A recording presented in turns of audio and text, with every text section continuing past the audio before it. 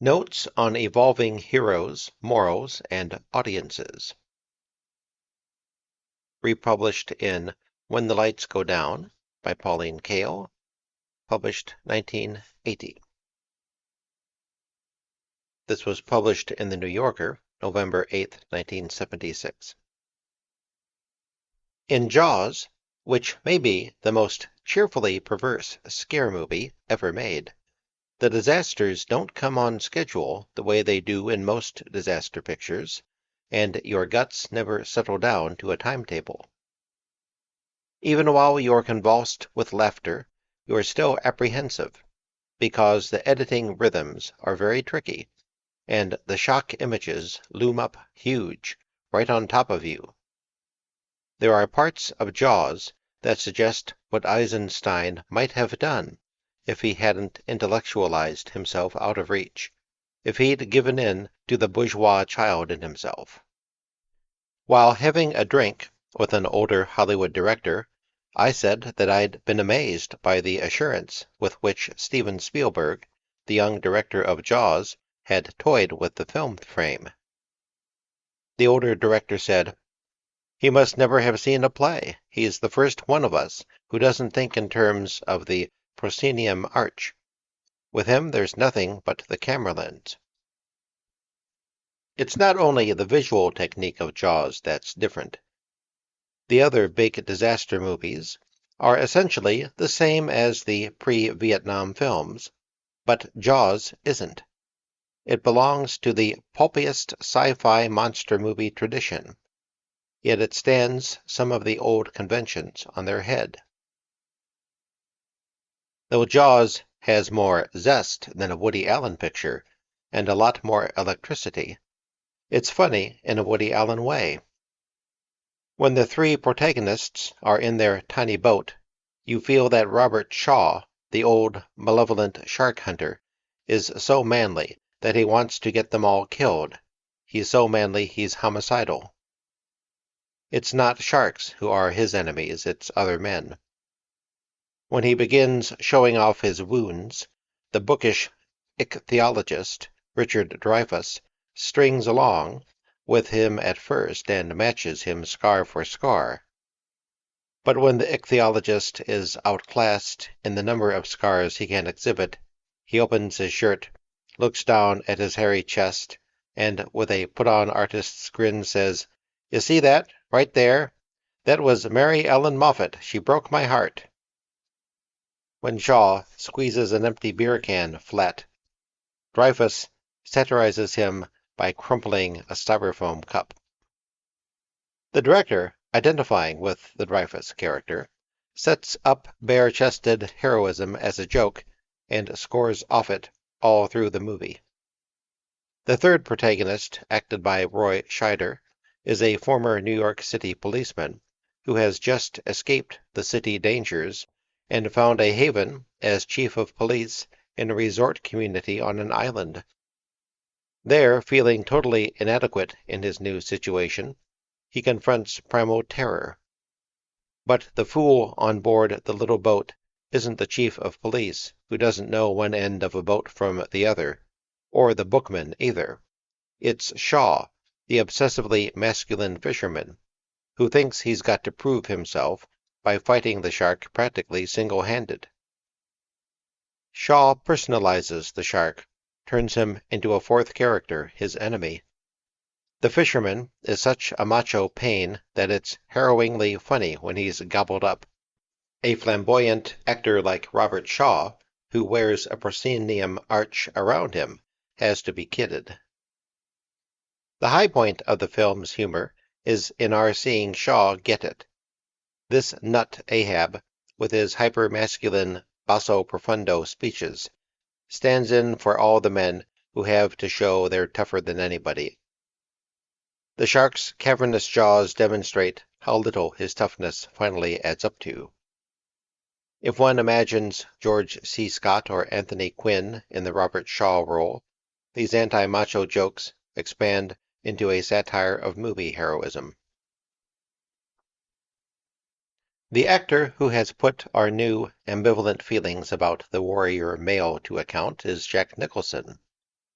Despite his excessive dynamism, and maybe partly because of it, this satirical actor has probably gone further into the tragicomedy of hard-hat macho than any other actor.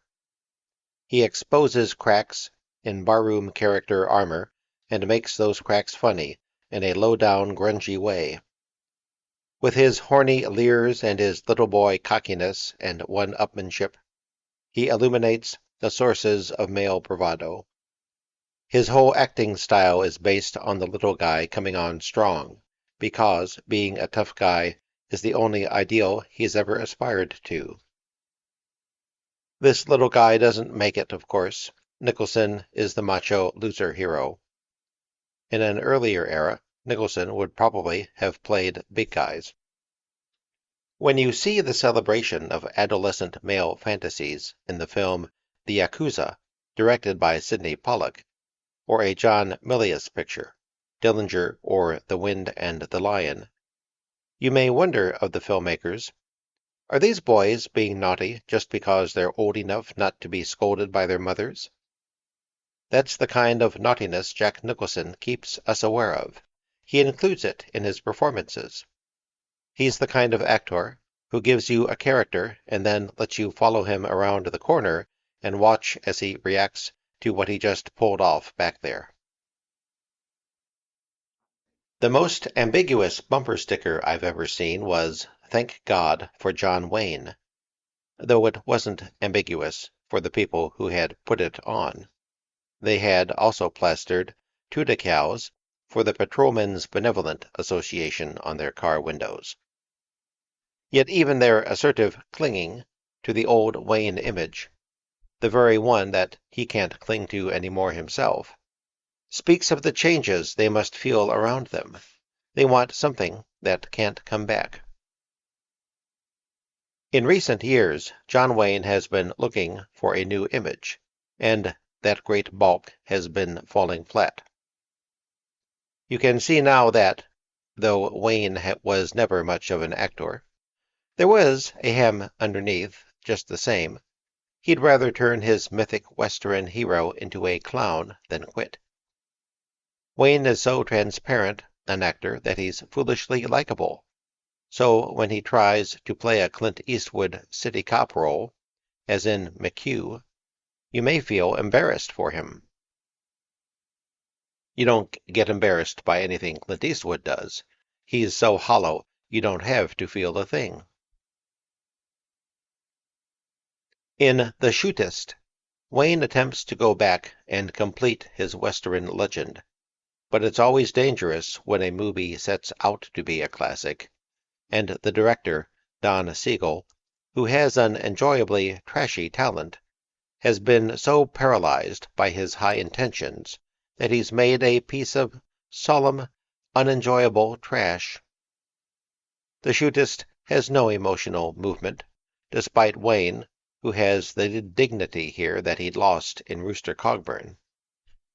As an aged gunfighter dying of cancer, he's a noble figure. He knows the movie is trucking him out to exhibit that nobility, and he's got the farewell tour catch in the throat. He's like an old dancer who can only do a few steps, yet does them with great pride and style. The film, however, is a rigged setup. There's no conflict, no tension in his encounters with the small-minded townspeople. The old man with his Westerner's code is always morally superior. The bad operators in town want to get him, but he's such a nice guy you can't figure out what they've got against him, and in the climax, he arbitrarily selects the 3 men in town who need killing without our ever understanding what they've done. In 1976, after the Western hero is dead, how can movies go on bringing us the message that he's dying? The Shootist digs him up to rebury him, and then has the gall to tell the story of how other people want to exploit him. Siegel has no real interest in the code. He's in his element when he stages the final shootout, but there's no rationale for it. No greed, no anger, and no moral drive. The stirring, emotionally satisfying Western had a narrative push forward, a belief in the future of a people. That epic spirit has, understandably, been missing from recent Westerns. It comes back in a new form in the surprising The Return of a Man Called Horse. In this Western, the surge of elation comes from the spiritual rebirth of an Indian tribe. The hero is John Morgan, an English lord, played by Richard Harris. In the earlier A Man Called Horse, Morgan was captured by the Yellow Hand, a tribe of the Sioux Nation.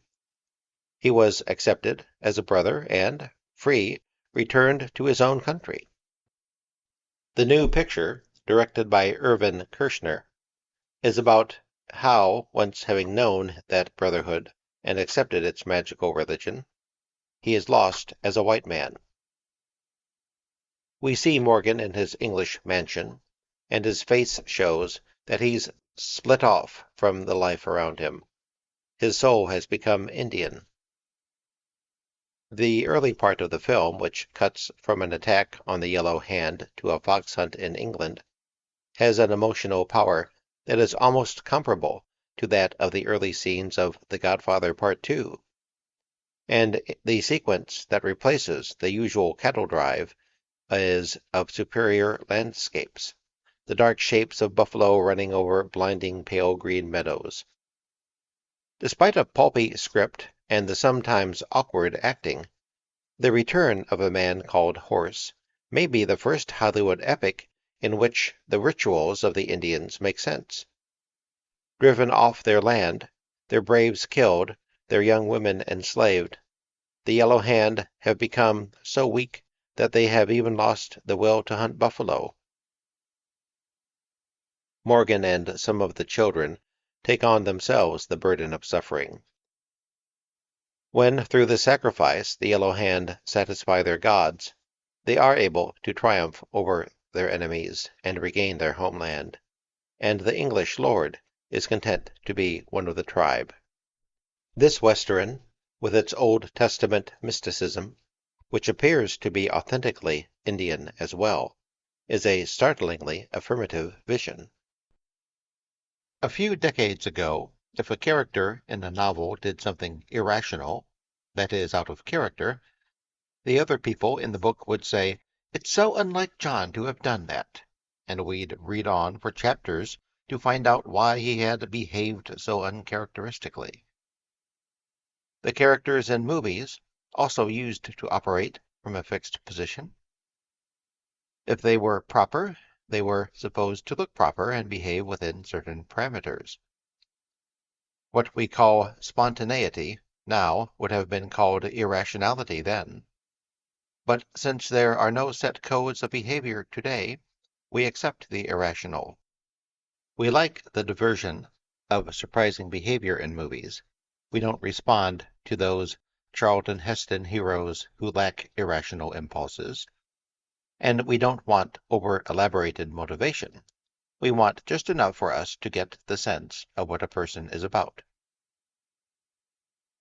In Dog Day Afternoon, we don't want any explanation of how it is that Sonny, played by Al Pacino, lives in both heterosexual and homosexual marriages.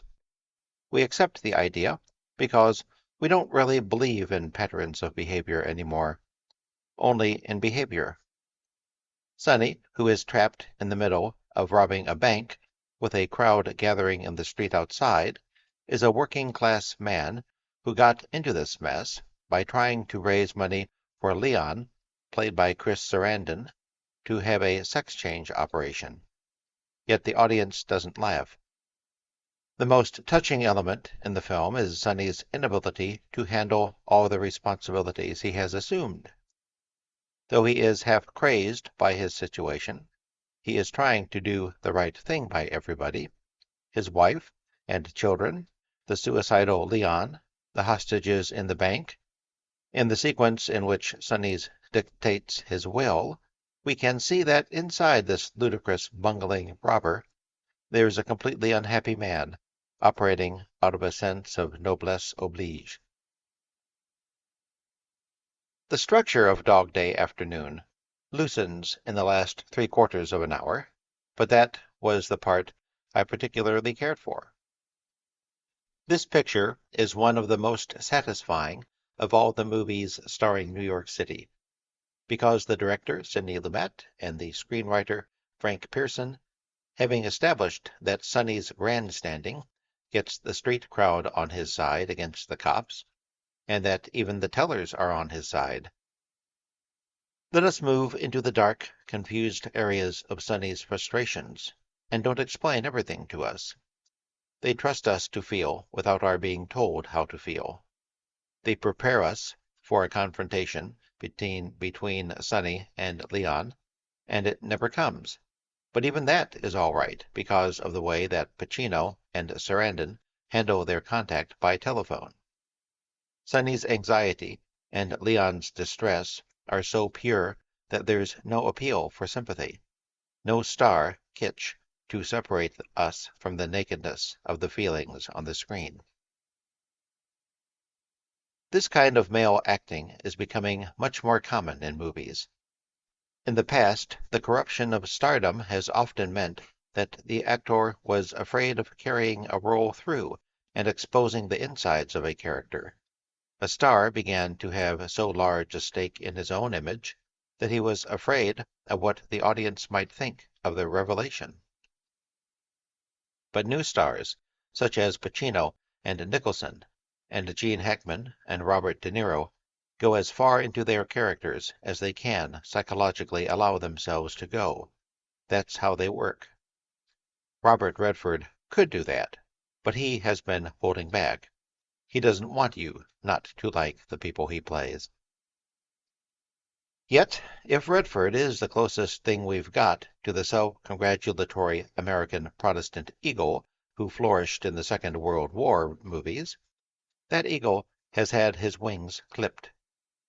Redford, with his glamorous remoteness and passivity, combines the romantic appeal of the inverts and the matinee idols of those days with a new, uneasy consciousness that is supposed to account for his passivity. The new heroes don't soar, they can barely see straight. The myopically spacey Timothy Bottoms plays such characters as the gentlest and least harmful of the representative Americans in The White Dawn.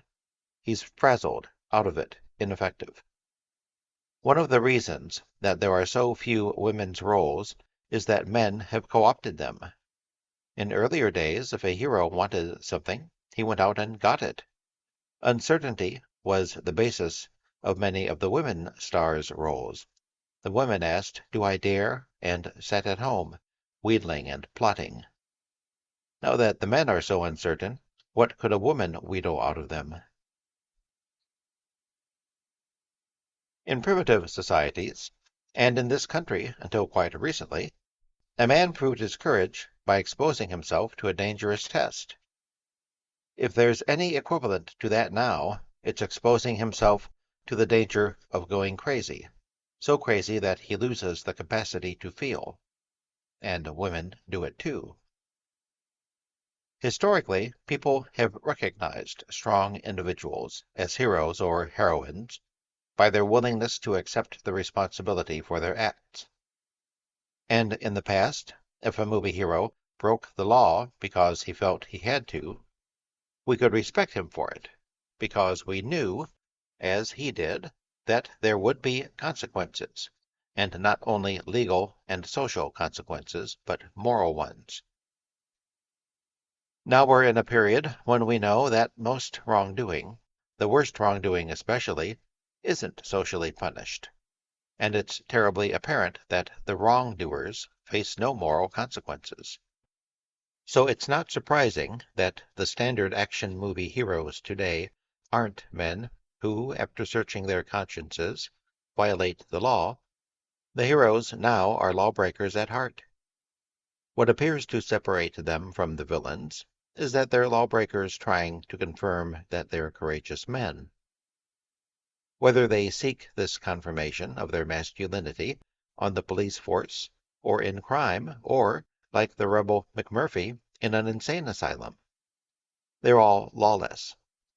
On TV, when cops like Beretta, who's all heart, or the slimy, smart Starsky and Hutch club someone on the head, they explain that there was no other way.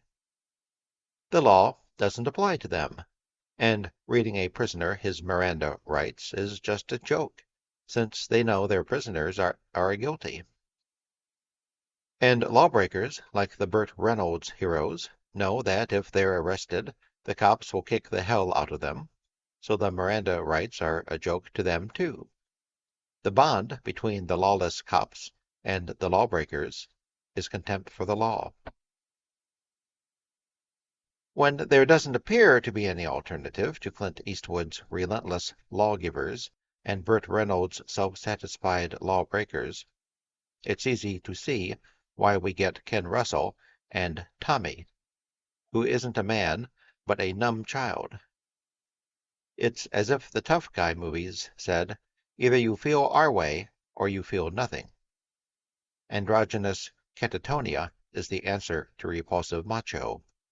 The alternative to Mason County Line and Walking Tall and White Line Fever sure as hell isn't Fred Astaire anymore.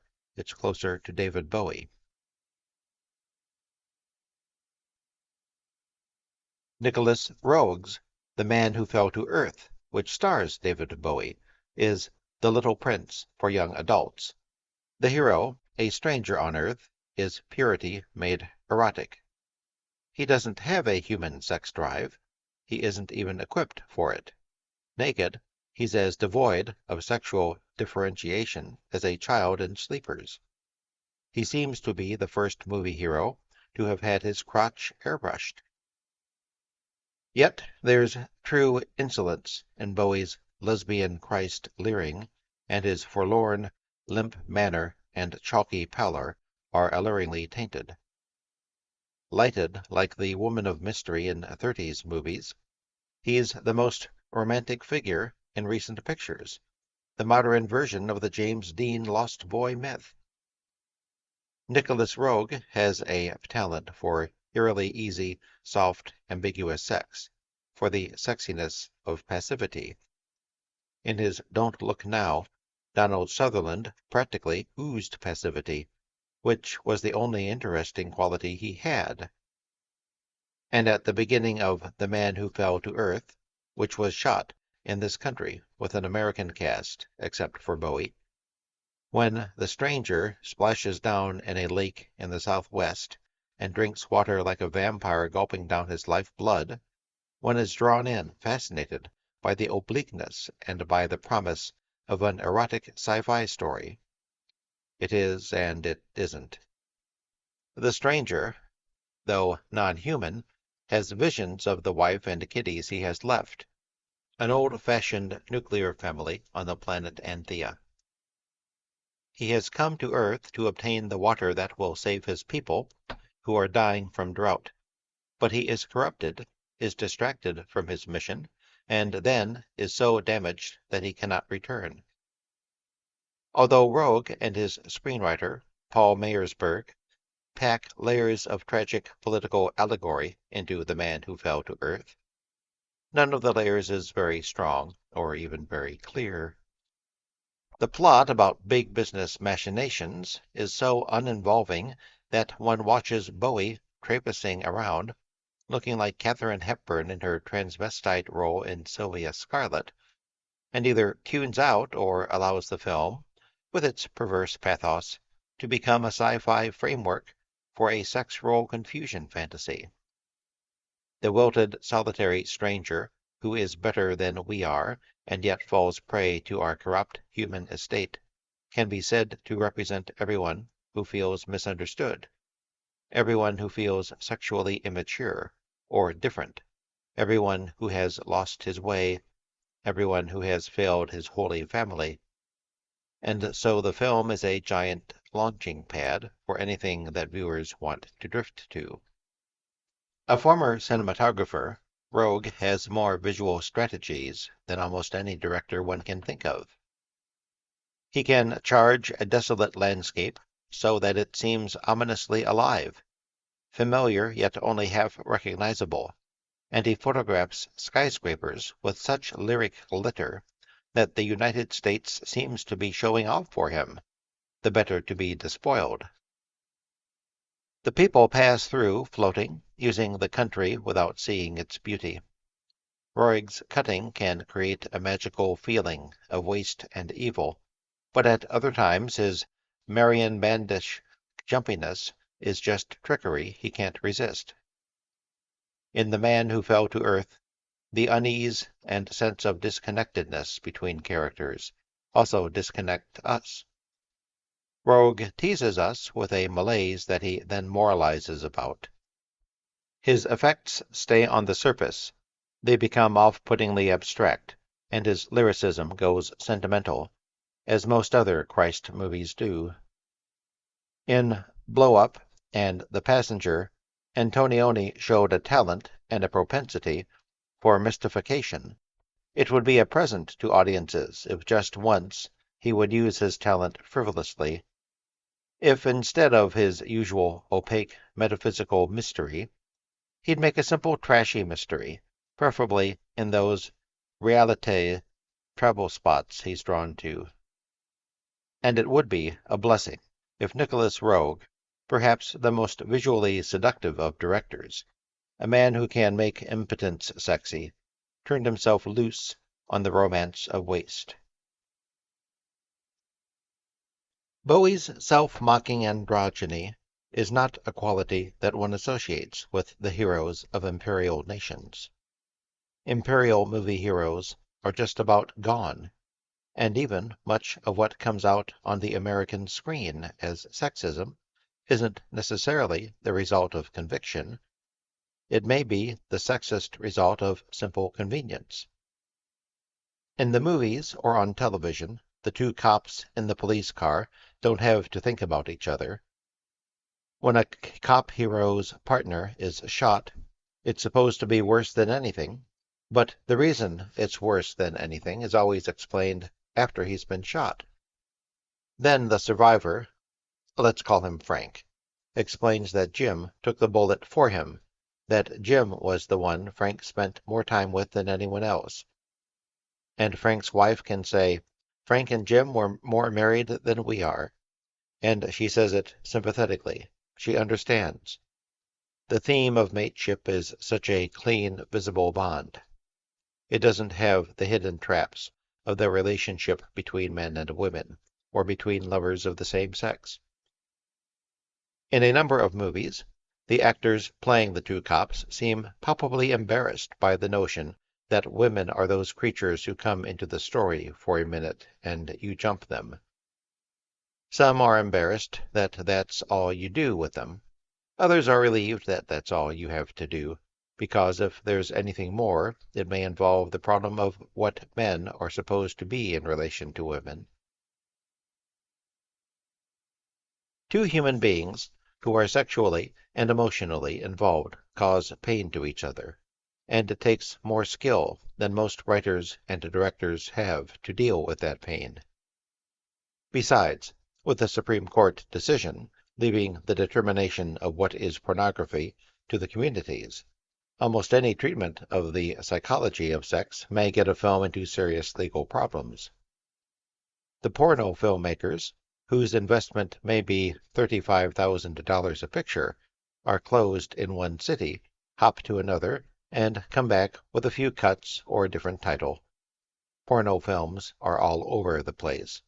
So it looks as if the screen is wide open, but actually the studios aren't taking chances on sexual themes. The changes in movies, responding to the changes in the national psychology, have come about mostly unconsciously. The comedies are now almost all made by Jewish directors who are themselves anarchic comics. Comedies are no longer about how to win or how to be a success, but about trying to function in the general craziness. Some of the veteran directors may face insoluble problems. A director's craft isn't enough to see him through when that craft is itself an expression of the old fixed patterns.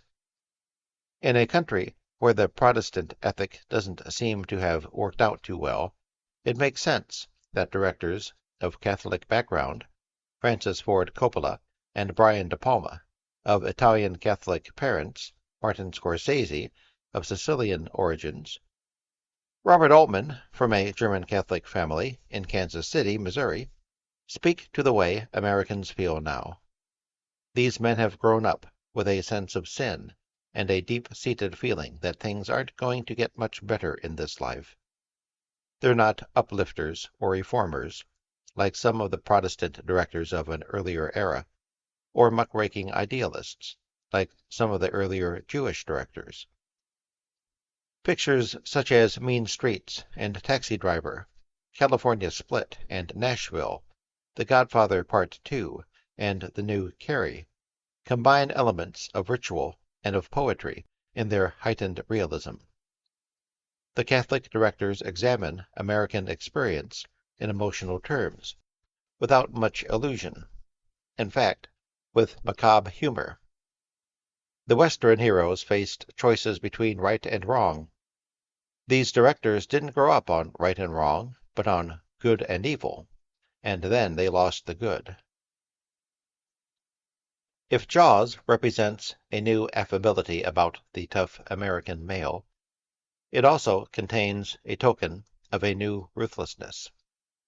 There's a lull in the action, a becalmed interlude, which is filled by a long monologue delivered by Robert Shaw. He tells the ultimate shark horror story. It's worse even than anything that we see in the movie. The story he tells concerns the men of the Indianapolis, a heavy cruiser that was torpedoed after delivering key elements of the atomic bombs to be dropped on Japan. As Shaw, in drunken, sepulchral tones, describes the events, the survivors were attacked by sharks, which returned day after day, using the ever smaller group of survivors as a feeding ground. Actually, it is not known how many of the Indianapolis crew died because of sharks, or how many died from exposure, or from injuries sustained when the ship was hit.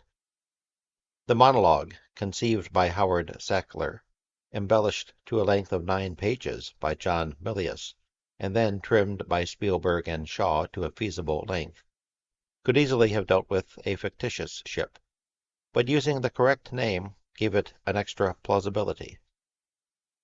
In the rest of Jaws, we're worked over right in the open, but in this Indianapolis episode, we're fooled by a hidden confusion of historical fact and sadistic fantasy. The writers probably didn't consider, or were simply indifferent to, the nightmarish pain that their Gothic embroidery would give to the relatives of the men who died in those waters. The only morality that many of the best young filmmakers appear to have is an aesthetic morality. They may show us geysers of blood that tear us apart, but they're true to what they think is good filmmaking. In their movies, the human logic is secondary to the aesthetic logic. A movie is like a musical composition to them. They'll put in a bloody climax because they need it at a certain point. They're not afraid of the manipulative possibilities of the medium. They revel in those possibilities and play with them. Catholic imagery has a kind of ruthlessness anyway, the bleeding Jesus, the pierced suffering saints. But even without a Catholic background, Spielberg is as ruthlessly manipulative as Scorsese or De Palma, though he doesn't rely on instinct as much as they do. He plans like Eisenstein.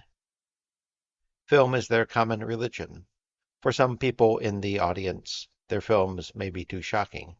They overwhelm us emotionally in a way that more crudely manipulative directors don't. And so people tend to become much more outraged by a Taxi Driver than by a towering inferno. New action films often seem to be trying so hard to beat the tube that they reach right out to grab us, not with the technique of a Steven Spielberg, but by crowding out any aesthetic distance. There has always been an element of dread in the pleasure of suspense movies, but it was tangled up with the childish fairy tale excitement, and the knowledge that the characters we cared about would come out safe. The dread was part of the fun. But in many current movies, the suspense is nothing more than dread. The only thing that keeps us watching some films is the fear of what the movie makers are going to throw at us next. We don't anticipate the climactic scenes pleasurably. We await them anxiously, and after the usual 2 hours of assault, the punishment stops, and we go home relieved, yet helplessly angry. On the basis that they can't say they were bored, large numbers of people seem willing to accept heavily advertised shock and dread pictures, such as Marathon Man, as entertainment. But in a neat cultural switch, a sizable number of educated people who used to complain of Hollywood's innocuous pampering, and who went to foreign films for adult entertainment, now escape to bland French romances, such as the Lelouch pictures or Cousine, to find the same innocent reassurance that the mass audience used to obtain. They become afraid of American movies, and not just of the junk, but of The Godfather Part 2, Nashville, and the best this country has to offer.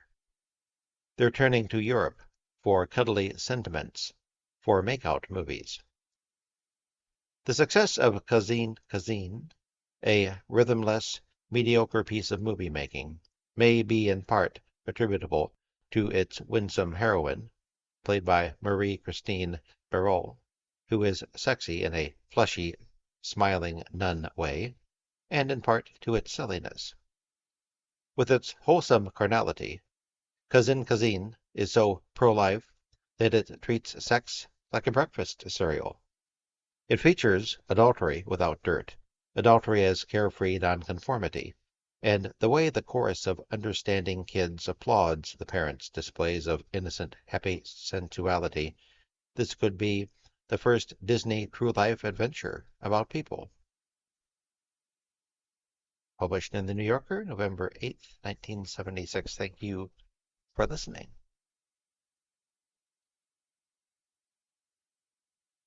A flamboyant actor like Robert Shaw, who wears a an old-fashioned nuclear family on the planet Anthea. The survivors were attacked by sharks, which returned day after day, using the ever smaller group